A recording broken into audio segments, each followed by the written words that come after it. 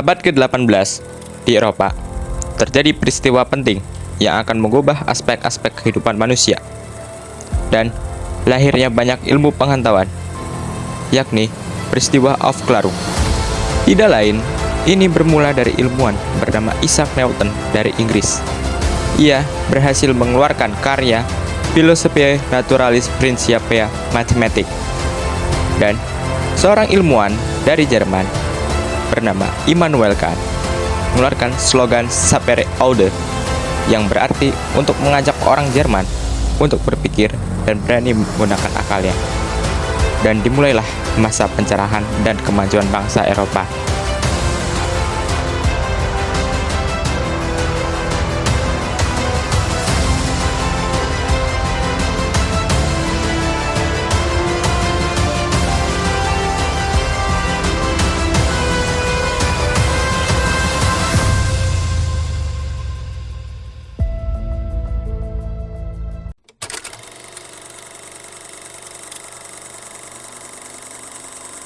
Aufklärung berasal dari bahasa Jerman yang berarti pencerahan.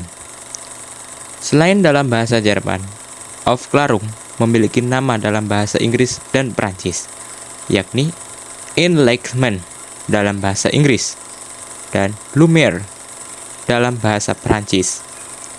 Jadi, Aufklärung adalah suatu gerakan besar di Eropa yang terjadi pada abad ke-18 yang memberikan kedudukan luar biasa terhadap akal dan budi manusia. Singkatnya, manusia diberikan kebebasan untuk berpikir dan berpendapat, sehingga manusia bisa menciptakan ilmu pengetahuan baru dan pemikiran-pemikiran baru.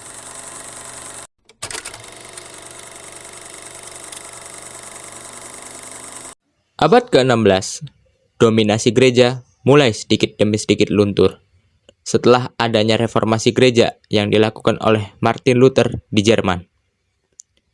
Banyak masyarakat yang terinspirasi oleh Martin Luther. Awalnya, masyarakat yang semula mencari tahu pengetahuan soal kehidupan dan alam melalui kitab suci lewat para pemuka agama, kini masyarakat berkeinginan untuk menerjemahkannya juga. Alhasil, orang-orang yang sering membaca buku semakin terpancing untuk berpikir. Akhirnya, masyarakat semakin tercerahkan untuk berpikir dan mencari ilmu pengetahuan, dan revolusi ilmiah semakin berkembang. Di Inggris, Aufklärung dilatar belakangi oleh revolusi pemikiran untuk mengandalkan ilmu pengetahuan agar dapat memecahkan masalah kehidupan.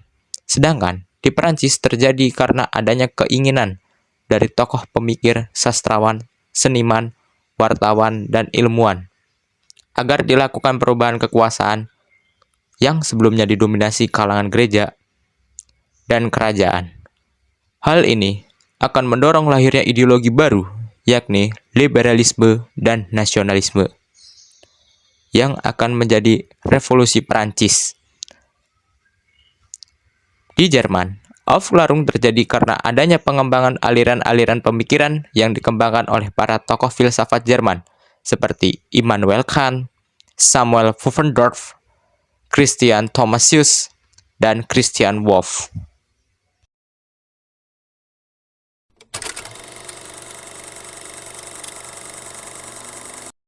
Tentu saja, Aufklärung memiliki faktor pendorong. Yang pertama, Revolusi Perancis. Pada abad yang sama, Prancis sedang dilanda oleh revolusi Prancis. Revolusi ini terjadi karena rakyat jelata dan kaum borjuis geram dengan kebijakan raja. Dan berkembangnya pemikiran ideologi liberalisme di Prancis yang dibawa oleh seorang tokoh bernama Jean-Jacques Rousseau. Dan dari sinilah Aufklärung mulai berkembang. Yang kedua, berkembangnya ilmu pengetahuan dan pemikiran. Tidak hanya itu, berkembangnya pemikiran dan ilmu pengetahuan mendorong terjadinya Aufklärung, seperti lahirnya teori Newton di Inggris.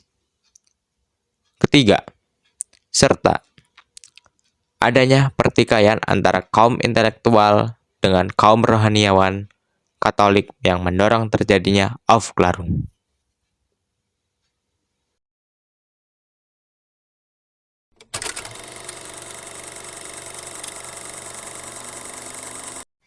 Dalam perkembangannya, Aufklärung melahirkan banyak tokoh penting.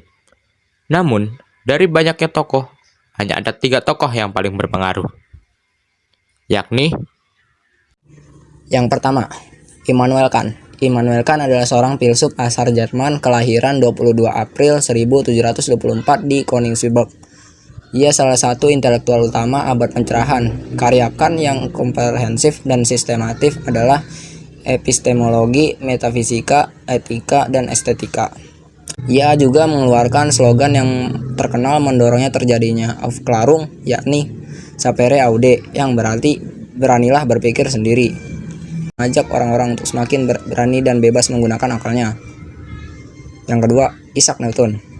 Isaac Newton adalah seorang fisikawan matematika kelahiran 25 Desember 1642 dan ilmuwan yang berpengaruh sepanjang sejarah. Bahkan dikatakan sebagai bapak ilmu fisika klasik. Karya beliau yang mendorong Aufklärung adalah Philosophiae Naturalis Principiae Mathematique. 3. Jean-Jacques Rousseau. Jean-Jacques Rousseau adalah seorang tokoh filosofis besar, penulis dan komposer pada abad pencerahan.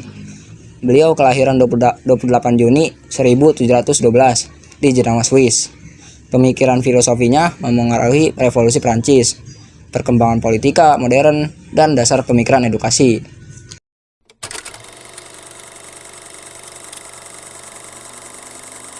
Semakin maju pemikiran dan ilmu pengetahuan di Eropa mendorong bangsa-bangsa Eropa untuk mengembangkan ilmu pengetahuannya, dan banyak inovasi tercipta. James Watt berhasil menciptakan mesin uap yang mencetuskan revolusi industri di Inggris, dan dimulainya era industrialisasi. Revolusi industri mendorong banyak bangsa-bangsa Eropa untuk semakin memperkuat kedudukannya di wilayah koloninya, dan praktik imperialisme semakin menjadi-jadi. Mereka tidak segan untuk mengeksploitasi sumber daya alam wilayah koloninya dengan cara yang kejam sekalipun untuk memenuhi kebutuhan industri. Namun sisi positifnya yaitu 1. Berkembangnya ilmu pengetahuan, dan yang kedua, banyak penemuan baru. Ketiga, berkembangnya banyak ideologi baru seperti liberalisme dan nasionalisme. Keempat, berkembangnya teknologi. Dan yang terakhir, munculnya politik etis di Indonesia. Peristiwa Aufklärung banyak melahirkan pemikiran-pemikiran baru.